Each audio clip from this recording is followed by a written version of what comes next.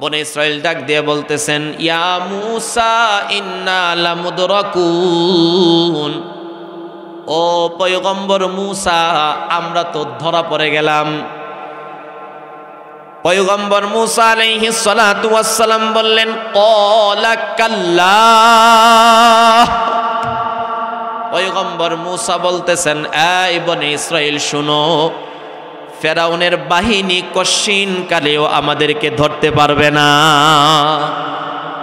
মুসলমান ভাইরা আমার, এখানে আপনারা যারা আরবি নিয়ে একটু গবেষণা করেছেন, যারা আলেম আছেন, আপনারা অবশ্যই জানেন আরবিতে লা মানে হলো না। আরবিতে লা মানে কি বলেন? আরবিতে লা মানে হলো না। পয়গম্বর তো শুধু এতটুকুই বললে হতো, লা, আমাদেরকে ধরতে পারবে না। কিন্তু পয়গম্বর মূসা আলাইহিস সালাতু ওয়াস সালাম বললেন, ক্বালা কাল্লা, তাকিদ দিয়ে বললেন, দৃঢ়তার সাথে বললেন, কশিন কালেও ফেরাউনের বাহিনী আমাদেরকে ধরতে পারবে না। ইন্নামা ইয়া রাব্বি, কেন ধরতে পারবে না জানোনি? আমার রব আমার সাথে আছে। সায়াহদিন, আমার রব অচিরেই আমার জন্য একটা রাস্তা বলে দিবেন। মুসলমান ভাইরা আমার, কথাগুলো একটি দুইলের কান দ্বারা বোঝার চেষ্টা করবেন। পয়গম্বর মূসা আলাইহিস সালাতু ওয়াস সালাম যখন আল্লাহ রাব্বুল আলামিনের উপরে পূর্ণ ভরসা করলেন, আল্লাহ রাব্বুল আলামিন পবিত্র কোরআনের মধ্যে বলেন, আল্লাহ পাক সাথে সাথে ডাক দিয়ে বলতেছেন, ফাআওহাইনা ইলা মূসা আনিদরিব বিআসাকাল বাহর। আল্লাহু আকবার। আল্লাহ রাব্বুল আলামিন ডাক দিয়ে বলতেছেন, ও পয়গম্বর মূসা, আপনার হাতের মধ্যে যে লাঠিটা আছে, ওই লাঠি দিয়ে আপনি সমুদ্রের মধ্যে একটা বাড়ি দেন। ফানফালাকা ফাকানা কুল্লু ফিরকিন কাত-তাউদিল আযীম। আল্লাহ রাব্বুল আলামিন বলেন, পয়গম্বর মূসা, এই লাঠি দিয়ে সমুদ্রের মধ্যে বাড়ি দিতে দেরি হয়। আল্লাহ রাব্বুল আলামিন পয়গম্বর মূসার জন্য সমুদ্রের মাঝখান দিয়ে বিশাল বড় বড় রাস্তা বানাইতে দেরি করে না। বিশাল বড় বড় রাস্তা আল্লাহ রাব্বুল আলামিন বনী ইসরাইলদের জন্য বানায় দিলেন পানির নিচ দিয়ে। এই রাস্তা দিয়ে পয়গম্বর মূসা এবং তার বাহিনী তো চলে গেছেন। পিছনে আছে কে? আস্তে কথা বলতেছেন। পিছনে আছে কে? আরো জোরে বলেন, কে আছে? জালেম ফেরাউন আছে। কে আছে? কে আছে? বলেন বলেন। জালেম ফেরাউন আছে। এই ফেরাউন যখন তার বাহিনী নিয়ে আসছে, এসে যখন দেখে এত সুন্দর রাস্তা, ফেরাউন সে নিজের বাহাদুরি দেখানোর জন্য বলতেছে, দেখো এই বিশাল বড় বড় রাস্তাগুলো আমি বানিয়েছি। এই রাস্তাগুলো ফেরাউন বানিয়েছে না আল্লাহ বানিয়েছে? শাহাদাত আঙ্গুলিটা উঁচু করে বলেন, কে বানিয়েছে? আরো জোরে আওয়াজ দিয়ে বলেন, কে বানিয়েছে? ফেরাউন যখন তার বাহিনী নিয়ে আল্লাহ পাকের কুদরতি রাস্তা দিয়ে রওনা হয়েছে, সমুদ্রে পাড়ি দিবে। আপনার ইতিহাস জানেন, যখন সমুদ্রের মাঝখানে গিয়েছে, আল্লাহ রাব্বুল আলামিন ওই সমুদ্রের পানি দিয়ে চুবিয়ে ফেরাউন এবং তার বাহিনীকে চিরতরে ধ্বংস করে দিয়েছে।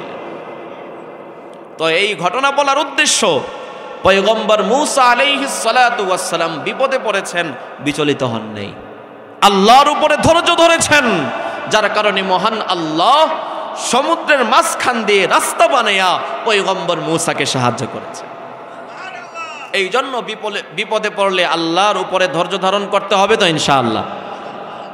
মুসলমান ভাইরা আমার, হযরত আবু বকর সিদ্দিক রাদিয়াল্লাহু তাআলা আনহুর নাম শুনছেন কিনা?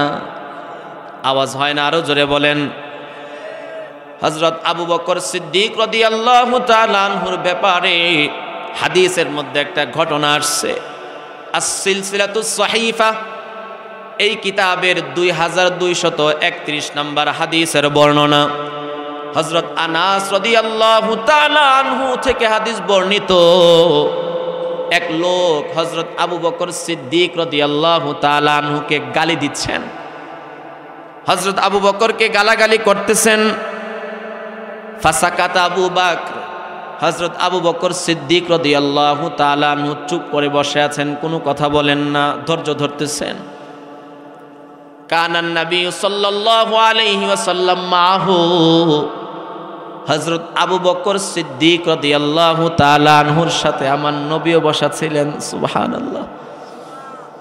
আল্লাহর রাসূল সাল্লাল্লাহু আলাইহি ওয়াসাল্লাম আবু বকরের চেহারার দিকে তাকায়া মুস্কি মুস্কি হাসতেছেন। আল্লাহর রাসূল মুস্কি মুস্কি হাসতেছেন। হযরত আবু বকর সিদ্দিক রাদিয়াল্লাহু তাআলা আনহু এক পর্যায়ে ওই লোকটার একটা কথার জবাব দিয়েছেন। যেই মাত্র আবু বকর সিদ্দিক রাদিয়াল্লাহু তাআলা আনহু একটা কথার জবাব দিয়েছেন, সাথে সাথে আল্লাহর রাসূল সাল্লাল্লাহু আলাইহি ওয়াসাল্লাম রাগান্বিত হয়ে গেলেন। গদিবান নবী সাল্লাল্লাহু আলাইহি ওয়াসাল্লাম ওয়া কামা, আল্লাহর রাসূল রাগান্বিত হয়ে আবু বকরের পাশ থেকে উঠে অন্যত্র চলে গেলেন। ও মুসলমান, সাহাবায়ে কেরামরা সব কিছু সহ্য করতে পারতেন, কিন্তু রাসূল অসন্তুষ্ট থাকবেন এটা সাহাবায়ে কেরামরা সহ্য করতে পারতেন না। হযরত আবু বকর সিদ্দিক রাদিয়াল্লাহু তাআলা আনহু দৌড়ায় আবু বকরের আল্লাহর রাসূলের পিছনে চলে গেলেন। গিয়ে ডাক দিয়ে বলতেছেন, ইয়া রাসূলুল্লাহ, এতক্ষণ পর্যন্ত এই লোক আমাকে গালি দিচ্ছিল, আপনি চুপ করেছিলেন, মুস্কি মুস্কি হাসতেছিলেন, কিন্তু যেই মাত্র আমি একটা কথার জবাব দিলাম, সাথে সাথে আপনি রাগান্বিত হয়ে গেলেন, আমার পাশ থেকে উঠে আপনি অন্যত্র চলে আসছেন, বিষয়টা বুঝি নাই। আল্লাহর রাসূল ডাক দিয়ে কয়, রে আবু বকর, ওই লোক যখন তোমাকে গালি দিচ্ছিল ওই সময় আমি তোমার দিকে তাকায়া হাসতেছিলাম, কারণ কি জানুনি? কারণ তুমি যখন চুপ ছিলে আল্লাহ রাব্বুল আলামিনের একজন রহমতের ফেরেশতা তোমার পক্ষ থেকে ওই লোকটার কথার জবাব দিতেছিল। আমি এই দৃশ্য দেখে মুচকি মুচকি হাসতেছিলাম, কিন্তু যেই মাত্র তুমি ওই লোকের গালির উত্তর দিতে গেলা, সাথে সাথে ফেরেশতা এখান থেকে চলে গিয়েছে এবং শয়তান চলে আসছে। ফেরেশতা চলে যাওয়া এবং ওই জায়গার মধ্যে শয়তান চলে আসা, এই দৃশ্যটা দেখে আমি রাগান্বিত হয়ে গিয়েছি। ও মুসলমান, এই জন্য সর্বক্ষেত্রে যদি আমরা ধৈর্য ধারণ করতে পারি লাভ আছে না নাই? আল্লাহ পাক পবিত্র কোরআনের মধ্যে বলেন, ইদফা বিল্লাতি হিয়া আহসান। এই দুনিয়ার মানুষগুলো শুনো, তোমরা মন্দকে ভালোর দ্বারা প্রতিহত করো, মন্দকে ভালোর দ্বারা প্রতিহত করো। যদি এই হাদিসের এই আয়াতের ব্যাখ্যায় বুখারী শরীফের মধ্যে হাদিস আসছে, আল্লাহর রাসূল বলেন, কেউ যদি মন্দকে ভালোর দ্বারা প্রতিহত করে, আপনার সাথে কেউ খারাপ কাজ করলো, এর বিনিময়ে যদি আপনি তার সাথে ভালো আচরণ করেন, এর দ্বারা ফায়দা কি হবে? আল্লাহর রাসূল সাল্লাল্লাহু আলাইহি ওয়াসাল্লাম বলেন, এর দ্বারা আপনার থেকে সমস্ত বিপদ আপদগুলো আল্লাহ রাব্বুল আলামিন দূর করে দিবেন এবং আপনার দুশমনকে আল্লাহ রাব্বুল আলামিন আপনার আনুগত বানায় দিবে।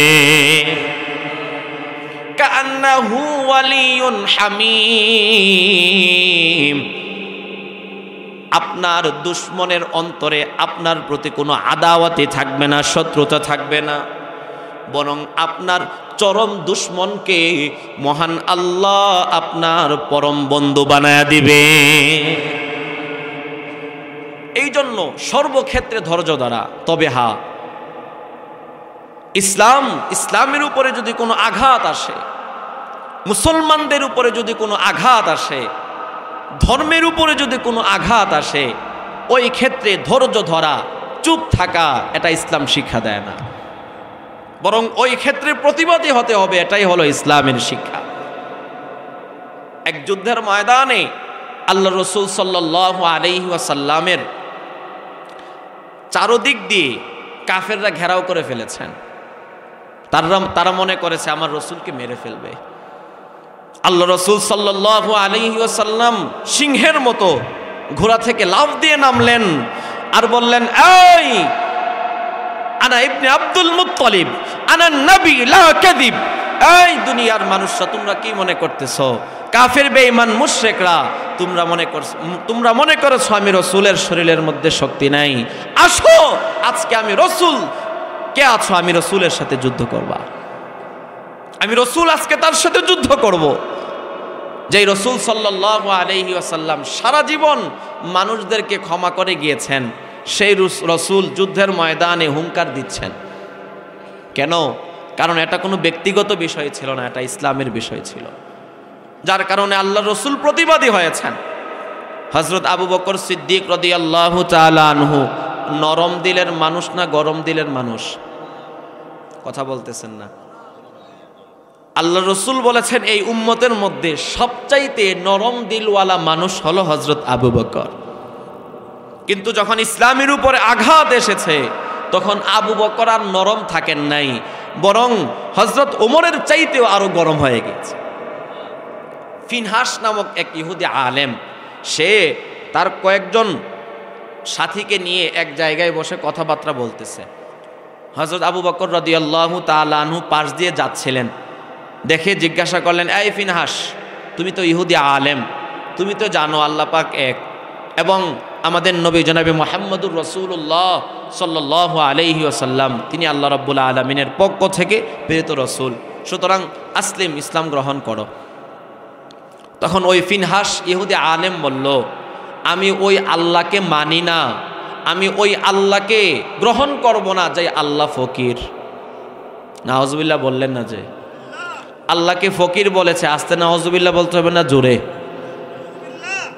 ফিনহাস ডাক দিয়ে বলতেছেন যে আল্লাহ ফকির, ওই আল্লাহকে আমি মানি না। কোন নাউজুবিল্লাহ। আবু বকর সিদ্দিক রাদিয়াল্লাহু তাআলা আনহুর সামনে যখন আল্লাহর রাসূল আল্লাহ পাককে ফকির বলে গালি দিয়েছেন, হযরত আবু বকর সিদ্দিক সাথে সাথে হাতটাকে শক্ত করে ওই ফিনহাসের গালের মধ্যে এত জোরে একটা থাপ্পড় বসায় দিয়েছেন, এক থাপ্পড়ে তার গালের মধ্যে 5টা আঙ্গুলের ছাপ বসে গিয়েছে। ওই ইহুদি আলেম দৌড়ে আল্লাহ রসুলের কাছে চলে আসছে, এসে বলতেছেন, মুহাম্মদ, তোমার সাথে তো আমাদের চুক্তি ছিল মুসলমানরা ইহুদিদের উপরে আঘাত করবে না, কিন্তু আজকে তোমার সাহাবী আবু বকর আমাকে জোরে থাপ্পড় মেরেছে, দেখো 5টা আঙ্গুলের চিহ্ন আমার গালের মধ্যে বসে গিয়েছে। আল্লাহ রসুল সাল্লাল্লাহু আলাইহি ওয়াসাল্লাম বলতেছেন, এটা তো আবু বকরের কাজ না, এটা তো উমরের কাজ। আল্লাহু আকবার। আল্লাহ রসুল বিশ্বাসই করে না আবু বকরের মতো মানুষ এত জোরে চড় দিবে। ওই ইহুদি আলেম বলতেছে, না, আপনার সাহাবী আবু বকরই সে আমাকে এত জোরে আঘাত করেছে। আল্লাহ রসুল বললেন, ঠিক আছে, আবু বকরকে আসতে বলো। ফাজা আবু বকর। কিছুক্ষণ পরেই হযরত আবু বকর সিদ্দিক রাদিয়াল্লাহু তাআলা আনহু আসছেন। আল্লাহ রসুল বলতেছেন, হাল আনতা কাদা, হাল আনতা কাদা। আয় আবু বকর, তুমি কি এই ইহুদির গালের মধ্যে থাপ্পড় দিয়েছ? হযরত আবু বকর সিদ্দিক রাদিয়াল্লাহু তাআলা আনহু বললেন, ইয়া রাসূলুল্লাহ, তাকে কেন থাপ্পড় দিয়েছি এই প্রশ্নের উত্তর পরে দিব, আগে শুনেন কোন কারণে এই জালেমকে আমি থাপ্পড় দিয়েছি। সে আমার আল্লাহকে নিয়ে গালি দিয়েছে, আমার আল্লাহকে ফকির বলেছে, এই কারণে তার গালের মধ্যে আমি থাপ্পড় দিয়েছি। আল্লাহ রাসূল বলেন, এই তুমি কি আল্লাহকে নিয়ে গালি দিয়েছ? ইহুদি কয়, আল্লাহর কসম আমি আল্লাহকে গালি টালি দেই নাই। ইহুদি মানুষ তো খুব চালাক, কয় আল্লাহর কসম আমি আল্লাহকে গালি টালি দেই নাই। এখন ইসলামের বিধান হলো যিনি বাদী হবেন তার পক্ষে হলো কসম। তো সে যেহেতু কসম করে ফেলেছেন, আল্লাহ রসুল আবু বকরকে বললেন, এই আবু বকর, তোমার পক্ষে কি কোনো সাক্ষী আছে? হযরত আবু বকর কয়, ইয়া রাসূলুল্লাহ, আল্লাহ ছাড়া আমার আর কোনো সাক্ষী নাই। ওইখানে তো কেউ ছিল না, আমার আল্লাহ ছিল। মুসলমান ভাইরা রে আমার, আল্লাহ রসুল সাল্লাল্লাহু আলাইহি ওয়াসাল্লামের যখন আবু বকরের পক্ষে কেউ নাই, আবু বকরের বিপক্ষে রায় দিবেন, ফিনহাসের পক্ষে যখন আল্লাহ রসুল রায় দিতে যাবেন, আল্লাহ রাব্বুল আলামিন সহ্য করেন নাই, সাথে সাথে পবিত্র কোরআনের মধ্যে আয়াত নাযিল করে দিয়েছেন। আল্লাহ রাব্বুল আলামিন বলেন, ক্বাদ সামিআ আল্লাহু কওলাল্লাযীনা ক্বালু ইন্নাল্লাহা ফাকীরু ওয়া নাহনু আগনিয়া। ওগো পয়গম্বর, আপনার সাহাবী আবু বকর মিথ্যা বলে নাই, বরং এই দুষ্ট জালেম ইহুদি মিথ্যা বলেছে, আপনার সাহাবী আবু বকর সত্য বলেছে। তাহলে বোঝা গেল আবু বকর নরম দিলের মানুষ ছিলেন, কিন্তু যখন ইসলামের উপরে আঘাত এসেছে চুপ থাকে নাই, বরং উমরের চাইতেও আরো গরম হয়ে গিয়েছে। এই জন্য যখন ইসলামের উপর আঘাত আসবে আমাদেরকে প্রতিবাদী হতে হবে, এটাই হলো ইসলামের শিক্ষা। সর্বক্ষেত্রে আমাদেরকে প্রতিবাদী হতে হবে।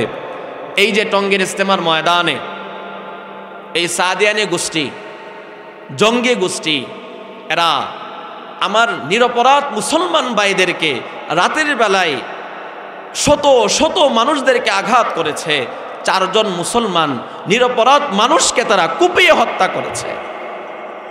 এই ক্ষেত্রে প্রতিবাদী হওয়ার দরকার আছে না নাই? আমাদের দায়িত্ব আছে না নাই? যারা মুসলমানদেরকে আঘাত করতে পারে, যারা মুসলমানদেরকে হত্যা করতে পারে, এরা তো মানুষ না, বরং এরা হিংস্র, হায়না, জন্তু, জানোয়ারের চাইতেও আরো নিকৃষ্ট। কথা কোন ঠিক কি ঠিক না? উলাইকা কাল আনআম বাল হুম আদল উলাইকা হুমুল গাফিলুন, উলাইকা হুমুল গাফিলুন। একজন নিরপরাধ মানুষকে যে হত্যা করবে তার কি পরিমাণ শাস্তি হবে? আল্লাহ পাক পবিত্র কোরআনের মধ্যে বলেন, আন্নাহু মান ক্বাতালা নাফসাম বিগাইরি নাফস আও ফাসাদিন ফিল আরদ। এই দুনিয়ার মানুষ শোনো, যদি একজন মানুষকে হত্যা করা হয়, একজন নিরপরাধ মানুষকে যদি হত্যা করা হয়, আও ফাসাদিন ফিল আরদ, অথবা জমিনের মধ্যে যদি ফাসাদ সৃষ্টি করার জন্য একজন নিরপরাধ মানুষকে হত্যা করা হয়, আল্লাহ পাক বলেন ফাকা আন্নামা ক্বাতালান নাসা জামিআ, তাহলে সে যেন পুরা পৃথিবীর সমস্ত মানুষদেরকে হত্যা করলো। কোন নাউজুবিল্লাহ। অর্থাৎ সারা পৃথিবীর মানুষদেরকে হত্যা করলে যেই পরিমাণ অপরাধ হইতো, একজন নিরপরাধ মুসলমানকে হত্যা করার কারণে মহান আল্লাহ তার আমলনামার মধ্যে ওই পরিমাণ শাস্তি দিবেন। অন্য আয়াতের মধ্যে আল্লাহ রাব্বুল আলামিন বলেন, ওমান ক্বাতালা নাফসাম মান ক্বাতালা বিগাইরি নাফসিন আও ফাসাদিন ফিল আরদ ওয়া মান ইয়াকতুল মুমিনা মুতাআম্মিদা। কোন ব্যক্তি যদি, কোন মুমিন বান্দা যদি কোন মুমিন বান্দাকে মুমিনা মুতাআম্মিদা ইচ্ছাকৃতভাবে একজন মুমিন বান্দাকে হত্যা করা হয়, ওয়া মান ইয়াকতুল মুমিনা মুতাআম্মিদা ফাজাযাউহু জাহান্নাম খালিদিনা ফিহা। আল্লাহ রাব্বুল আলামিন বলেন তার ঠিকানা হলো জাহান্নাম। খালিদিনা ফিহা, ওই জাহান্নামের মধ্যে যারা চিরদিন থাকবে। ওয়াগদিবাল্লাহ, এবং আল্লাহ রাব্বুল আলামিনের গুসা তাদের উপরে। ওয়ালা আনাহু, এবং আল্লাহ রাব্বুল আলামিন তার উপরে লানত করতে থাকেন। ওয়া আ'আদ্দা লাহু আযাবান আযীমা, এবং মৃত্যুর পরে পরকালে আল্লাহ রাব্বুল আলামিন তাদেরকে ভীষণ শাস্তি দিবেন। এই যে টঙ্গীর ময়দানে আপনারা জানেন প্রত্যেক বছরই একটা ফিতনা হয়, কে আগে ইজতেমা করবে, কে পরে ইজতেমা করবে, কে বিদেশ থেকে আসবে, কে বিদেশ থেকে আসবে না, এই নিয়ে একটা ফিতনা হয়। তো এই ফিতনাটা যেন এই বছর না হয়, এই কারণে ওলামায়ে কারামগণ তারা কাকরাইল মসজিদে রাত্র 3টা বাজে সরকারের ঊর্ধ্বতম কর্মকর্তা যারা ছিলেন তাদের সাথে মিটিংরত অবস্থায় ছিলেন, যেন এই টঙ্গীর ময়দানে কোনো ঝামেলা না হয়, ফিতনা ফাসাদ না হয়। কিন্তু এর ভিতরেই এই সাদিয়ানি গোষ্ঠী, জঙ্গি গোষ্ঠী, উগ্র গোষ্ঠী, তারা কাহারু বাধাকে না মেনে, তোয়াক্কা না করে তারা রাতের বেলায় গেট ভেঙ্গে টঙ্গীর ইজতেমার ময়দানের মধ্যে ঢুকে আমার নিরপরাধ শত শত মানুষদেরকে আঘাত করেছে এবং 4 জন মুসলমানকে জায়গায় তারা হত্যা করেছে। এই কাজ করে তারা প্রমাণ করে দিয়েছে এরা বাংলাদেশের ভালো চায় না। কথা কোন ঠিক কি ঠিক না? তারা একটা দাঙ্গা হাঙ্গামা করে পরিবেশ পরিস্থিতিটাকে আবার ঘোলাটে করতে চায়। এই জন্য আমরা আমাদের প্রত্যেকের জায়গা থেকে প্রতিবাদী হওয়া এটা ইমানি দায়িত্ব। এই সাদিয়ানি গোষ্ঠী, জঙ্গি গোষ্ঠীর কোনো কার্যক্রম আমাদের বাংলাদেশে চলতে দেওয়া যাবে না। কথা কোন ঠিক কি ঠিক না? কারণ এরা দেশের শত্রু, এরা জনগণের শত্রু, এরা মানবতার শত্রু, এরা আলেম ওলামাদের শত্রু। কথা কোন ঠিক কি ঠিক না? আমরা যদি প্রত্যেকের জায়গা থেকে প্রতিবাদী হই, সরকার আমাদের পক্ষে রায় দিতে বাধ্য হবে। মুসলমান ভাইরা আমার বলতেছিলাম, ধৈর্য ধরতে হবে, ঠিক আছে, কিন্তু সর্বক্ষেত্রে না। যখন ইসলামের উপরে আঘাত আসবে, ধর্মের উপরে আঘাত আসবে, মুসলমানদের উপরে আঘাত আসবে, ওই ক্ষেত্রে কি চুপ থাকবেন না প্রতিবাদী হবেন? আওয়াজ হয় না, আরো জোরে বলেন, চুপ থাকবেন না প্রতিবাদী হবেন? এবং নিজের উপরে যদি কোনো আঘাত আসে, কেউ যদি আপনাকে কষ্ট দেয়, ওই ক্ষেত্রে যদি আপনি সবর করতে পারেন, ধৈর্য ধারণ করতে পারেন, আল্লাহ রাব্বুল আলামিন আপনাকে বেহিসাব নিয়ামত দান করবেন, সওয়াব দান করবেন। হাদিসের মধ্যে আসছে, আল্লাহ রাসূল সাল্লাল্লাহু আলাইহি ওয়াসাল্লাম বলেন, ইন্নাল্লাহ তাআলা আহাব্বা কওমান ইবতালাহুম। আল্লাহ রাব্বুল আলামিন যেই জাতিকে মহাব্বত করেন, যেই জাতিকে ভালোবাসেন, ওই জাতির উপরে বেশি করে বিপদ মুসিবত দেন। উদাহরণস্বরূপ মনে করুন, আমাদের সমাজে যুবক যুবতীরা একজন আরেকজনের সাথে প্রেম করে, আছে না? যদিও এটা অবৈধ। প্রেম করার পরে একজন আরেকজনকে বলে, এই দেখো, তুমি আমার জন্য কি করতে পারবা? তখন যুবকরা তারা অনেক সময় হাত কেটে ফেলে, আবার অনেক সময় হাতের রক্ত দিয়ে প্রেমিকার জন্য চিঠি লেখে। এরপরে গিয়ে বলে, দেখো, আমি তোমার জন্য হাত কাটতে পারি, আমি তোমার জন্য আমার শরীরের রক্ত দিয়ে চিঠি লিখতে পারি, যদি প্রয়োজন হয় তাহলে আমি তোমার জন্য আমার নিজের জীবনটাও দিয়ে দেব। মুসলমান ভাইরা আমার, এটা তো হলো দুনিয়ার মানুষের ভালোবাসার বহির প্রকাশ। তো আল্লাহ রাব্বুল আলামিন যে আমাদেরকে ভালোবাসতেছেন, এখন আমরা আল্লাহকে ভালোবাসি কিনা এর পরীক্ষা দিতে হবে কি হবে না? এই জন্য আল্লাহ রাব্বুল আলামিন মাঝে মধ্যেই আমাদের উপরে বিপদ মুসিবত দিবেন। কিন্তু কোনো বান্দা যদি এই বিপদ মুসিবতে আল্লাহ রাব্বুল আলামিনের উপরে ধৈর্য ধারণ করতে পারে, বিপদের মধ্যেও যদি বান্দা বলে আলহামদুলিল্লাহ, আল্লাহ পাকের শুকর, আল্লাহ পাক আমাকে ভালো রেখেছেন। আল্লাহর রাসূল বলেন, ফামান রাদিয়া, যেই ব্যক্তি বিপদ মুসিবতে আল্লাহর উপরে সন্তুষ্ট থাকবে, ফালাহুর রিজা, স্বয়ং আল্লাহ ওই বান্দার প্রতি সন্তুষ্ট হয়ে যাবে। আর যেই ব্যক্তি বিপদ মুসিবতে আল্লাহর উপরে অসন্তুষ্ট হয়ে যাবে, আল্লাহর রাসূল বলেন, ফালাহুস সুখত, স্বয়ং আল্লাহ তার প্রতি অসন্তুষ্ট হয়ে যাবে। নাউযুবিল্লাহ। এই জন্য বাজান একটু চিন্তা করা দরকার। আমরা তো প্রত্যেকেই কিছু না কিছু বিপদের সম্মুখীন আছি। বিপদের সম্মুখে যখন বিপদে পড়ব, তখন ধৈর্য হারা হওয়া যাবে নাকি ধৈর্য ধরতে হবে? সর্বক্ষেত্রে আমরা ধৈর্য ধরবো তো ইনশাআল্লাহ। আরো জোরে আওয়াজ দিয়ে বলেন ইনশাআল্লাহ। এখন দোয়া হয়ে যাবে, সামান্য কিছু আলোচনা করে আমরা দোয়া শেষ করে ফেলবো। সর্বশেষ কথা, ঢাকা থেকে আসছি, আপনাদেরকে সর্বশেষ একটা কথা বলতে চাই। আসুন আমরা ভালো হয়ে যাই। যুবক ভাইরা আমার, নিয়ত করো আর কোনো অন্যায় কাজ করবা না। নিয়ত করো আর কখনো মা বাবার অবাধ্যাচরণ হবে না। যুবক ভাইরা আমার, নিয়ত করো আর কখনো কোনো বেগানা নারীর দিকে তাকায়া কুদৃষ্টি করবো না। যুবক, তুমি কার দিকে তাকায়া কুদৃষ্টি করতেছ? এমন একটা বোন তো তোমার ঘরের মধ্যেও আছে। তোমার বোনের দিকে তাকায় যদি কোনো যুবক কুদৃষ্টি করে, তুমি তো সহ্য করতে পারবা না। সেই তুমি আবার কিভাবে আরেকজনের মেয়ের দিকে, বোনের দিকে তাকায়া কুদৃষ্টি করতেছ?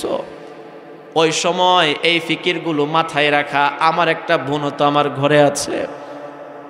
মুসলমান ভাইরা আমার, মুসনাদে আহমদ শরীফের মধ্যে হাদিস আসছে, এক যুবক আল্লাহর রাসূলের কাছে এসে বলতেছেন, ইয়া রাসূলুল্লাহ, আমার তো জিনা করতে মনে চায়, আপনি আমাকে জিনা করার অনুমতি দেন। নাউযুবিল্লাহ। আপনি তো আমাদেরকে সব কিছু করার অনুমতি দিচ্ছেন, নামাজ পড়ার অনুমতি দিচ্ছেন, রোজা রাখার অনুমতি দিচ্ছেন, তো আমার তো এখন জিনা করতে মনে চায়, আপনি আমাকে জিনা করার অনুমতি দেন। সাহাবায়ে কেরামরা রাগান্বিত হয়ে গেলেন, ডাক দিয়ে বললেন, ইয়া রাসূলুল্লাহ, আপনি আমাদেরকে আদেশ দেন, আমরা এই জালেমকে আপনার দরবার থেকে দূরে সরায়া দেই।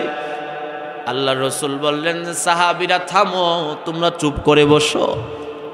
যুবকটাকে ডাক দিলেন, যুবক এদিকে আসো, আমি রাসূল তোমাকে 4টা প্রশ্ন করব, এই 4টা প্রশ্নের সঠিক উত্তর যদি তুমি দিতে পারো তাহলে আমি রাসূল তোমাকে জিনা করার অনুমতি দিব।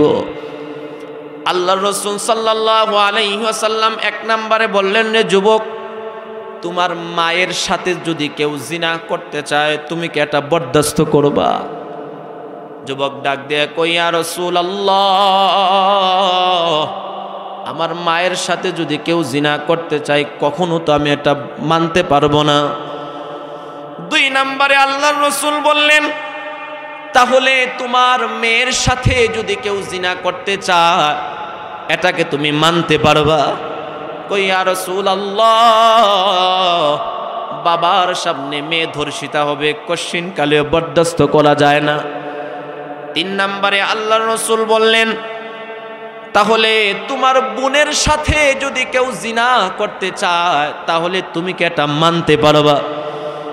যুবক ডাক দেয় কই, ইয়া রাসূলুল্লাহ, ভাইয়ের সামনে বোন ধর্ষিতা হবে, এর চাইতে তো মরে যাওয়াই ভালো। 4 নম্বরে আল্লাহর রাসূল বললেন, তাহলে তোমার স্ত্রীর সাথে যদি কেউ জিনা করতে চায় এটাকে তুমি মানতে পারবা? যুবক ডাক দেয়া কই, ইয়া রাসূলুল্লাহ, আমার শয্যা সঙ্গিনী আমার স্ত্রীর সাথে কেউ জিনা করবে, আমার শরীরের 1 ফোঁটা রক্ত থাকতে এটা মানতে পারবো না। আল্লাহর রাসূল তখন ডাক দিয়ে বললেন, নে যুবক, আজকে তুমি আমার কাছে এসেছো জিনা করার অনুমতি চাইতে, আমি রাসূল যদি তোমাকে জিনা করার অনুমতিটা দিয়া দেই, তুমি যেই মহিলাটার সাথে জিনা করবা ওই মহিলাটা হয়তো বা কারো মা হবে, অথবা কারো বোন হবে, অথবা কারো স্ত্রী হবে, অথবা কারো মেয়ে হবে, এই 4 প্রকারের বাহিরে হবে না। যুবক, তোমার মায়ের সাথে, তোমার বোনের সাথে, তোমার স্ত্রীর সাথে, তোমার মেয়ের সাথে কেউ জিনা করুক এটা তুমি পছন্দ করো না, তাহলে আরেকজনের মা বোনের সাথে তুমি জিনা করবা, এর অনুমতি আমি রাসূল তোমাকে কিভাবে দিব? মুসলমান ভাইরা আমার, এইভাবে আল্লাহর রাসূল সুন্দরভাবে বোঝানোর পরে ওই যুবকটা টপ টপ করে চোখের পানিগুলো ছাড়তে আরম্ভ করে দিলেন। আর ডাক দেয়া কই, ইয়া রাসূলুল্লাহ, আমার বুঝ চলে আসছে, আমার জিনা করার আর আগ্রহ নাই, আপনি আমার জন্য একটু দোয়া করে দেন। আল্লাহর রাসূলের চেহারাটা হাস্যোজ্জ্বল হয়ে গিয়েছেন, ডাক দিয়ে বললেন, যুবক তুমি এদিকে আসো। যুবকের বুকের মধ্যে আল্লাহর রাসূল হাতটা রেখে আল্লাহ রাব্বুল আলামিনের কাছে দোয়া করলেন, আল্লাহুম্মা তাহির কলবাক ওয়া আহসিন ফারজাক, আল্লাহ তুমি যুবকের অন্তরটাকে পরিষ্কার বানায় দাও, আল্লাহ তুমি যুবকের লজ্জাস্থানটাকে হেফাজত করো। আল্লাহর রাসূল যখন এইভাবে দোয়া করেছেন, সাহাবায়ে কেরামরা বলেন, রাসূলের দোয়ার বরকতে এরপর থেকে এই যুবক আর কোনোদিন কোনো অশ্লীল কাজ করে না। মুসলমান ভাইরা আমার, আমরাও প্রত্যেক নামাজের পর এই দোয়াটা পড়তে পারি, আল্লাহুম্মা গফির যামবি ওয়া তাহির কলবি ওয়া আহসিন ফারজি, আল্লাহুম্মা গফিরলি যামবি ওয়া তাহির কলবি ওয়া আহসিন ফারজি, আল্লাহ তুমি আমার গুনাহ খাতাগুলোরে মাফ করে দাও, আল্লাহ তুমি আমার অন্তরটাকে পরিষ্কার বানায় দাও। আল্লাহ তুমি আমার লজ্জাস্থানটাকে হেফাজত করো। যদি আরবিটা না পারেন বাংলায় আল্লাহর কাছে প্রত্যেক নামাজের পরে দোয়াটা করেন, ইনশাআল্লাহ আশা করা যায় মহান আল্লাহ আপনার আমার অন্তর থেকে গুনাহ করার চাহিদা আস্তে আস্তে দূর করে দিবে। মুসলমান ভাইরা আমার একটু চিন্তা করা দরকার। বছরের একেবারে নতুন বছর শুরু হয়েছে, একটা বছর আমার আপনার জীবন থেকে চলে গিয়েছে। একটু কি চিন্তা করে দেখেছি এই একটা বছরে কতটুকু আমি আখিরাতের সাবনা অর্জন করতে পারলাম? একটু কি চিন্তা করে দেখেছি আমি আখিরাতের পথে কতটুকু অগ্রসর হইতে পারলাম? এই যে একটা বছর চলে গেল, নতুন বছর চলে আসছে, 365টা দিন আমার আপনার জীবন থেকে যে চলে গিয়েছে, এই প্রত্যেকটা মুহূর্ত প্রত্যেকটা সেকেন্ডের হিসাব কিন্তু আল্লাহর আদালতে আমাদেরকে দিতে হবে। আল্লাহ রাব্বুল আলামিন পবিত্র কোরআনের মধ্যে বলেন, ওয়াকুল্লু ইনসানিন আলজামনাহু তাইরাহু ফি উনুকি। আল্লাহ রাব্বুল আলামিন বলেন, আমি আল্লাহ প্রত্যেকটা বান্দার দুই কাঁধের মাঝখানে একটা রেজিস্ট্রি খাতা রেখে দিয়েছি। কিয়ামতের ময়দানে আমি আল্লাহ বান্দার কাঁধের মাঝখান থেকে ওই রেজিস্ট্রি খাতাটারে টান মেরে বের করব। ইকরা বান্দা পড়ো, কাফা বিনাফসিকাল ইয়াউমা আলাইকা হাসিবা। ওই আমল নামাটা পড়ে বান্দা তুমি নিজেই বুঝতে পারবা তুমি জান্নাতি না জাহান্নামী। আল্লাহ রাব্বুল আলামিন বলেন, ফামান ইয়ামাল মিসকালা যাররাতিন খায়রান ইয়ারা। এই দুনিয়ার মানুষগুলো শোনো, তোমরা যদি যাররা থেকে যাররা পরিমাণ কোন নেক আমল করো, কিয়ামতের ময়দানে আমি আল্লাহ ওই নেক আমলটাও বান্দা তোমার সামনে উপস্থিত করব। ওমান ইয়ামাল মিসকালা যাররাতিন শাররান ইয়ারা। আল্লাহ রাব্বুল আলামিন বলেন, দুনিয়ার মানুষ তোমরা যদি যাররা থেকে যাররা পরিমাণ কোনো গুনাহ করো, কিয়ামতের ময়দানে কিন্তু আমি আল্লাহ বান্দা তোমার ওই গুনাহটাকেও তোমার সামনে উপস্থিত করব। দাউল মাওয়াজিনাল কিসত লিয়াউমিল কিয়ামাহ ফালা তুজলামু নাফসুন শাইআ। আল্লাহ রাব্বুল আলামিন বলেন, কিয়ামতের ময়দানে আমি আল্লাহ মিজানের পাল্লা দাঁড় করাবো, ইনসাফের পাল্লা দাঁড় করাবো। ফালা তুজলামু নাফসুন শাইআ। আল্লাহ রাব্বুল আলামিন বলেন, আমি আল্লাহ দুনিয়ার কোনো মানুষের উপরে বিন্দু মাত্র কোনো জুলুম করব না। ফালা তুজলামু নাফসুন শাইআ ওয়া ইন কানা মিসকালা হাববাতিন মিন খারদালিন আতাইনা বিহা। খরদালুন মানে হলো সরিষার দানা। কিসের দানা বলেন? আরো জোরে বলেন, কিসের দানা? আল্লাহ রাব্বুল আলামিন বলেন, এই সরিষার দানা পরিমাণও যদি বান্দা কোনো নেক আমল করে থাকো, এটাও কিন্তু আমি আল্লাহ কিয়ামতের ময়দানে তোমার সামনে উপস্থিত করব। তাহলে বোঝা গেল বড় থেকে বড় যে আমলগুলো আছে অবশ্যই আল্লাহ রাব্বুল আলামিন কিয়ামতের ময়দানে উপস্থিত করবেন। পাশাপাশি ছোট থেকে ছোট যে আমলগুলো আছে ওই আমলগুলো কিন্তু আল্লাহ পাক কিয়ামতের ময়দানে উপস্থিত করবেন। বাঁচার কোনো উপায় নাই, বাঁচার কোনো উপায় নাই। আল্লাহ রাব্বুল আলামিন বলেন, কুল্লু নাফসিন যায়িকাতুল মাউত। এই দুনিয়ার মানুষগুলো শুনো, তোমাদের প্রত্যেককেই মৃত্যুর স্বাদ আস্বাদন করা লাগবে। মৃত্যু থেকে কেউ পলায়ন করতে পারবো না। মৃত্যু থেকে বাজান কেউ পলায়ন করতে পারবো না।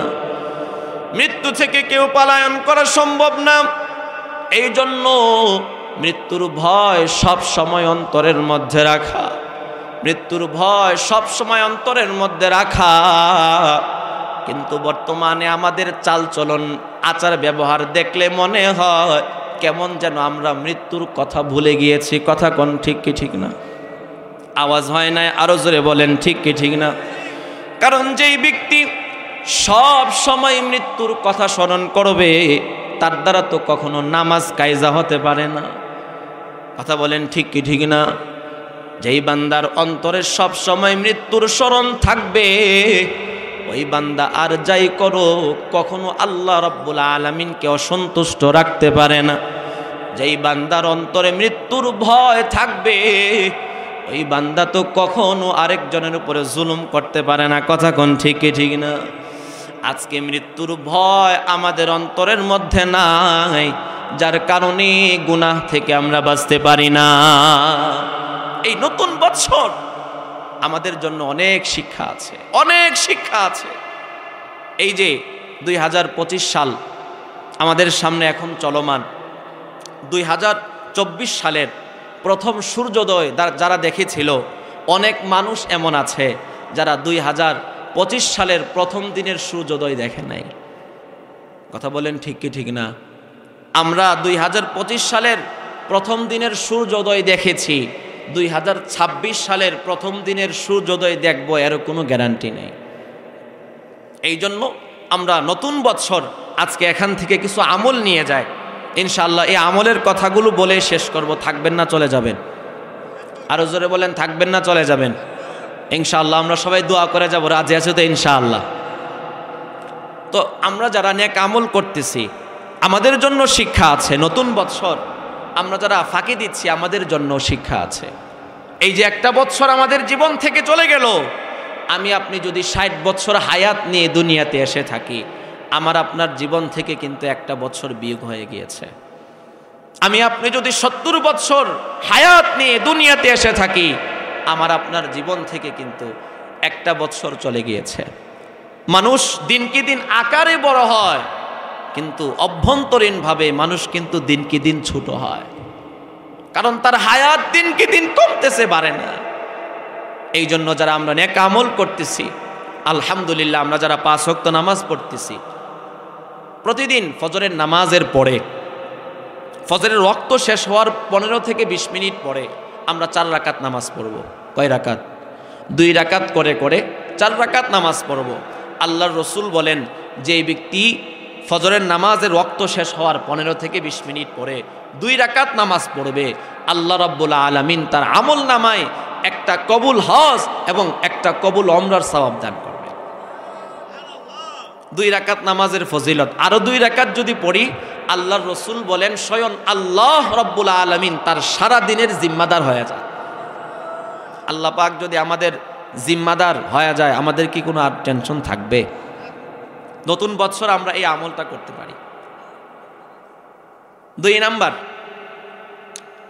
হযরত আব্দুল্লাহ ইবনে মাসউদ রাদিয়াল্লাহু তাআলা আনহু থেকে, কথা বলেন না, হযরত আব্দুল্লাহ ইবনে মাসউদ রাদিয়াল্লাহু তাআলা আনহু তিনি যখন মৃত্যু শয্যায় শায়িত, তখন সরকার থেকে ঘোষণা আসছে যে আপনি আমাদেরকে অনুমতি দেন, আপনার যে মেয়েগুলো আছে আমরা বাইতুল মাল থেকে, সরকারি রাষ্ট্রীয় কোষাগার থেকে তাদের জন্য কিছু ভাতা নির্ধারণ করে দেয়, আপনার মৃত্যুর পরেও যেন তারা সুন্দরভাবে চলতে পারে।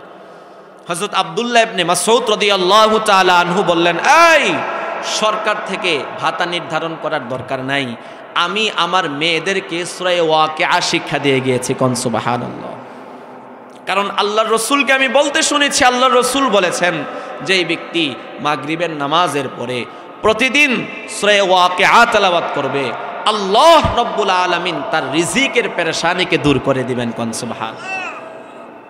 রিজিক নিয়ে আর কোনো আপনার টেনশন করা লাগবে না, আল্লাহ পাক কুদরতি ভাবে আপনার রিজিকের ব্যবস্থা করবে। তো মাগরিবের নামাজের পরে আমরা এই আমলটা করতে পারি। এরপরে এশারের নামাজের পরে সূরা মুলক এর আমল করা হয়। এশারের নামাজের পরে পড়লেন অথবা ঘুমানোর আগে পড়লেন। 29 পারায় সূরা মুলক 30 আয়াত বিশিষ্ট একটা সূরা, ছোট্ট সূরা। আল্লাহ রসুল বলেন, যে ব্যক্তি নিয়মিত রাতের বেলায় সূরা মুলক তেলাওয়াত করবে, কবরের মধ্যে এই সূরা মুলক তাকে আযাব থেকে রক্ষা করবে। হাসরের ময়দানে এই সূরা মুলক এই ব্যক্তিকে সুপারিশ করে জান্নাতে নিয়ে যাবে। আল্লাহর রসুল বলেন, এই সূরা মুলক ওই ব্যক্তিকে জান্নাতে নেওয়ার আগ পর্যন্ত তার সাথে থেকে সরবে না। তা আমরা এশারের নামাজের পরে অথবা ঘুমানোর আগে সূরা মুলকের আমল করতে পারি। এরপরে ফজরের নামাজ শেষ করার পরে আমরা সূরা ইয়াসিনের আমল করতে পারি। সূরা ইয়াসিন, আল্লাহ রাসূল সাল্লাল্লাহু আলাইহি ওয়াসাল্লাম বলেন, যে ব্যক্তি সূরা ইয়াসিন তেলাওয়াত করবে আল্লাহ রাব্বুল আলামিন তার আমল নামায় 10 খতম কুরআন তেলাওয়াত করার সওয়াব দান করবেন। এখানে আমরা অনেকে আছি আজীবন সারা জীবনেও 10 খতম কুরআন পড়ি নাই। আবার অনেকে আছে মাশাআল্লাহ পড়েন, আলহামদুলিল্লাহ। যারা পড়েন আল্লাহ পাক তাদেরকে আরো পড়ার তৌফিক দেন, বলেন আমিন। তো আল্লাহ রাসূল বলতেছেন, যারা প্রতিদিন এই সূরা ইয়াসিনের তেলাওয়াত করবে আল্লাহ রাব্বুল আলামিন তার আমল নামাই একবার সূরা ইয়াসিন পড়লে কয় খতম কোরআন? 10 খতম কোরআন তেলাওয়াত করার সওয়াব আল্লাহ রাব্বুল আলামিন তার আমল নামার মধ্যে দান করবে। তাহলে আমরা এই আমলগুলো আজকে এই ওয়াজ থেকে নিয়ে যেতে পারি। 1 নাম্বার, ফজরের নামাজের ওয়াক্ত শেষ হওয়ার 15 থেকে 20 মিনিট পরে কয় রাকাত নামাজ পড়ব? আরো জোরে বলেন, কয় রাকাত? 2 রাকাত করে করে 4 রাকাত নামাজ পড়ব। এরপরে আমরা ফজরের পরেই সূরা ইয়াসিনের আমল করতে পারি, মাগরিবের পরে সূরা ওয়াকিআর আমল করব, এবং এশারের পরে অথবা ঘুমানোর আগে সূরা মুলকের আমল করব।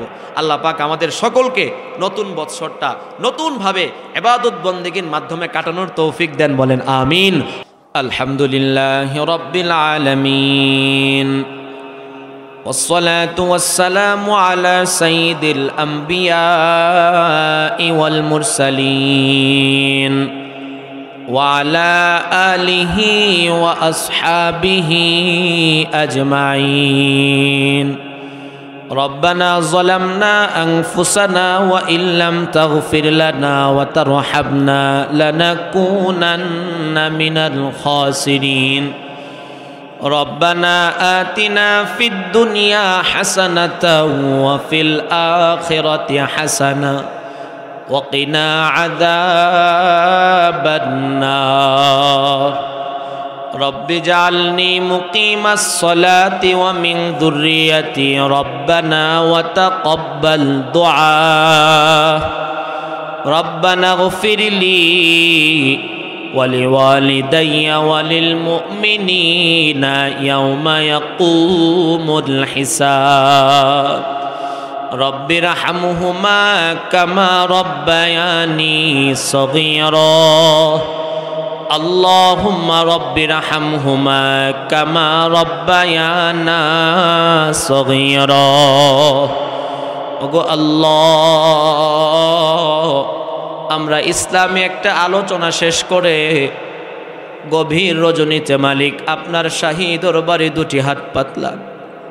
মেহেরবান মালিক, দয়া করে মায়া করে জিন্দেগীর তামাম গুনাহ খাতাগুলোরে আপনি মাফ করে দেন।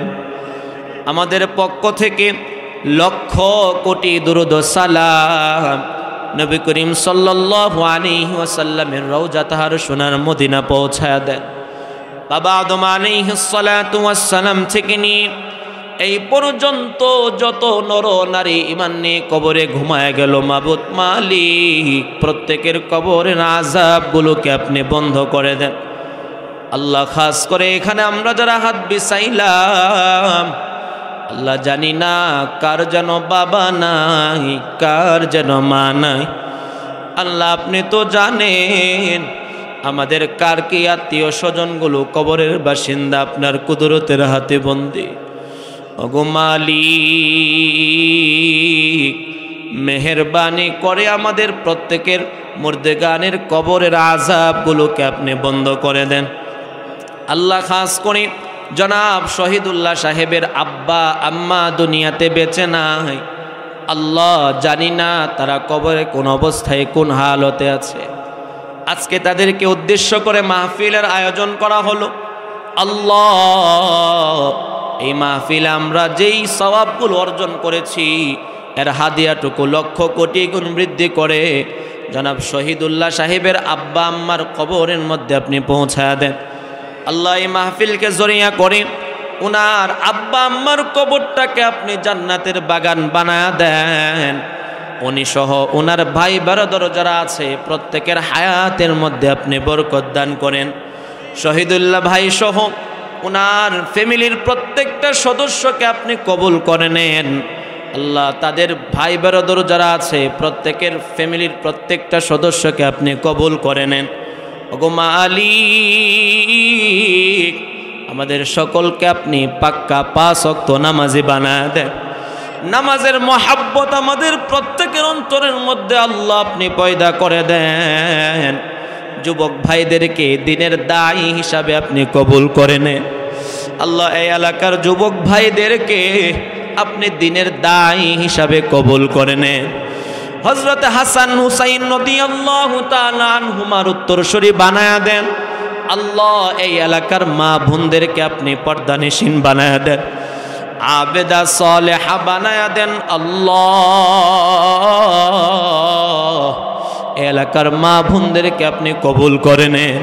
হযরতে ফাতিমা রাদিয়াল্লাহু তাআলা আনহার উত্তরসূরি বানায়া দেন। আল্লাহ ওগো মালিক, আমাদের সকলকে আপনি গুনাহ মুক্ত জিন্দেগি দান করেন, ইখলাস ওয়ালা আমল ওয়ালা জিন্দেগি দান করেন। আল্লাহ অহংকার মুক্ত, রিয়া মুক্ত, কিবির মুক্ত জিন্দেগি দান করেন। আল্লাহ কান্নাওয়ালা চক্ষু দান করেন। আল্লাহ আখিরাতের ফিকিরওয়ালা কলব দান করেন। আল্লাহ জিকিরওয়ালা জিহ্বা দান করেন। আল্লাহ জিকিরওয়ালা জিহ্বা দান করেন। আল্লাহ মরণের আগ পর্যন্ত যেন সদা সর্বদা আপনার জিকির আমাদের জবানের মধ্যে জারি রাখতে পারে তৌফিক দান করেন। আল্লাহ আল্লাহ আজকের এই মাহফিল থেকে আমরা ওয়াদা করেছি ভালো হয়ে যাব। আল্লাহ তুমি আমাদের সকলকে ভালো হয়ে যাওয়ার তৌফিক দাও। আল্লাহ তুমি আমাদের সকলকে ভালো হয়ে যাওয়ার তৌফিক দাও। আল্লাহ তুমি আমাদের সকলকে একটু মহাব্বত করো। আল্লাহ তুমি আমাদের সকলকে একটু ভালোবাসো। আল্লাহ আমরা যদি নামাজ না পড়ি জাহান্নামের আগুনের মধ্যে জ্বলতে হবে। জাহান্নামের আগুনের মধ্যে জ্বলার মতো সেই শক্তি আমাদের নাই। আল্লাহ মেহেরবানি করে যেহেতু তুমি আমাদেরকে মানুষ বানিয়েছো, আল্লাহ তুমি তো বড় আদর করে আমাদেরকে মানুষ হিসাবে দুনিয়াতে পাঠিয়েছো। আল্লাহ তুমি যদি আমাদেরকে রাস্তার কুকুর বানাইতা আমাদের তো কিছুই করার ছিল না। আল্লাহ তুমি যদি আমাদেরকে হিংস্র জানোয়ার বানাইতা আমাদের তো কিছুই করার ছিল না। আল্লাহ তুমি আমাদেরকে আশরাফুল মাখলুকাত সৃষ্টির সেরা জীব হিসাবে দুনিয়াতে পাঠিয়েছো। আল্লাহ মেহেরবানি করে এখন তুমি আমাদের কাছ থেকে এমন কিছু আমল প্রকাশ করো, এমন কিছু আমল করার তৌফিক দান করো যে আমলের মাধ্যমে মালিক আমরা তোমাকে সন্তুষ্ট করতে পারো। আল্লাহ তুমি আমাদের সকলকে তোমার মুহাব্বতের বান্দা হিসাবে কবুল করে নাও। আল্লাহ তুমি আমাদের সকলকে তোমার ওয়ালি হিসাবে কবুল করে নাও। তাকওয়াওয়ালা জিন্দেগি দান করেন। আল্লাহ তাকওয়াওয়ালা জিন্দেগি দান করেন। আল্লাহ পেরেশানি মুক্ত জিন্দেগি দান করেন। আল্লাহ অভাব অনটন মুক্ত জিন্দেগি দান করেন। আল্লাহ পেরেশানি মুক্ত জিন্দেগি দান করেন। আল্লাহ আল্লাহ আমাদের সকলকে তুমি পর্যাপ্ত পরিমাণ রিজিকের ব্যবস্থা করে দাও। আল্লাহ আমাদের সকলকে তুমি হারাম থেকে বেঁচে থাকার তৌফিক দান করো। আল্লাহ আমাদের সকলকে তুমি হারাম থেকে বেঁচে থাকার তৌফিক দান করো। হালালের সাথে বাকিটা জিন্দেগি যেন তোমার হুকুম মোতাবেক রাসূলের সুন্নাহ মোতাবেক চলতে পারে তৌফিক দান করো। আল্লাহ আজকে যে আলোচনা শুনলাম বিপদে যেন হার হালতে আমরা তোমার উপরে সবর থাকতে পারি, ধৈর্য ধারণ করতে পারি তৌফিক দান করো। ওগো মালিক এইখানে যারা হাত বিছাইলো জানি না কারা কোন উদ্দেশ্যে হাত বিছাইলেন, দিলের সব নেক উদ্দেশ্যগুলোকে তুমি পূর্ণ করে দাও। আল্লাহ খাস করে জনাব শহীদুল্লাহ সাহেব উনার ভাতিজার জন্য দোয়া চাইছেন, প্রবাসে যাবেন। আল্লাহ সহি সালামতে প্রবাসে যাওয়ার তৌফিক দান করো। আল্লাহ যারা যেইভাবে কামাই রুজি করতেছে আল্লাহ তারা হালালভাবে বেশি করে টাকা পয়সা ইনকাম করার তৌফিক দান করো। আল্লাহ অনেকে অসুস্থ আছেন, উনি দোয়া চাইছেন, আল্লাহ যারা অসুস্থ আছে সকলকে তুমি শাফায়ে কামিলায়ে আজলায়ে দায়মা নসিব করো। আল্লাহ আমরা যারা সুস্থ আছি মরণ পর্যন্ত আমাদের সকলকে তুমি সুস্থতা নসিব করো। আল্লাহ এখানে যারা হাত বিছাইলাম প্রত্যেকের হাতগুলোকে আপনি কবুল করে নেন। আল্লাহ কাহারো হাতকে আপনি খালি ফিরায়া দিয়েন না। আল্লাহ আপনি যদি আমাদের হাতগুলোকে খালি ফিরায়া দেন, আল্লাহ বলেন না আমরা কার কাছে গিয়ে হাত পাতবো। আল্লাহ আপনি ছাড়া তো আমাদের আর কেউ নাই। দুনিয়ার ফকির এক ঘরে ভিক্ষা না পাইলে আরেক ঘরে গিয়ে হাত পাতে। আল্লাহ তোমার দরবার থেকে যদি আমরা খালি হাতে ফিরে যাই, মালিক বলো না কার কাছে গিয়ে চাইবো। আল্লাহ মেহেরবানি করে আমাদের কারো হাতকে তুমি খালি ফিরাইয়া দিও না। আল্লাহ পর্দানিশীন মা বোনদেরকে নিয়ে হাত বিছাইলাম, যুবক ভাইদেরকে নিয়ে হাত বিছাইলাম, আলেম ওলামাদেরকে নিয়ে হাত বিছাইলাম, সাদা দাড়িওয়ালা মুরব্বীদেরকে নিয়ে হাত বিছাইলাম।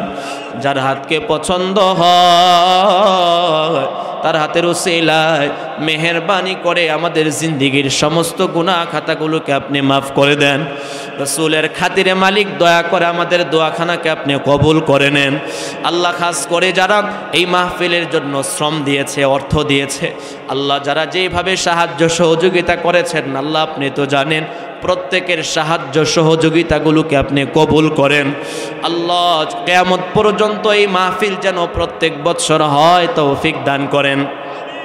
রব্বানা তাকাব্বাল মিন্না ইন্নাকা আনতাস সামিউল আলিম ওয়া তুব আলাইনা ইয়া মাওলানা ইন্নাকা আনতাত তাওয়াবুর রহিম ওয়া সাল্লাল্লাহু তাআলা আলা খায়রি খালকিহি মুহাম্মাদিন ওয়া আলা আলিহি ওয়া আসহাবিহি আজমাইন আমিন ওয়ারহামনা মাহুম বিরহমাতিকা ইয়া আরহামার রাহিমিন।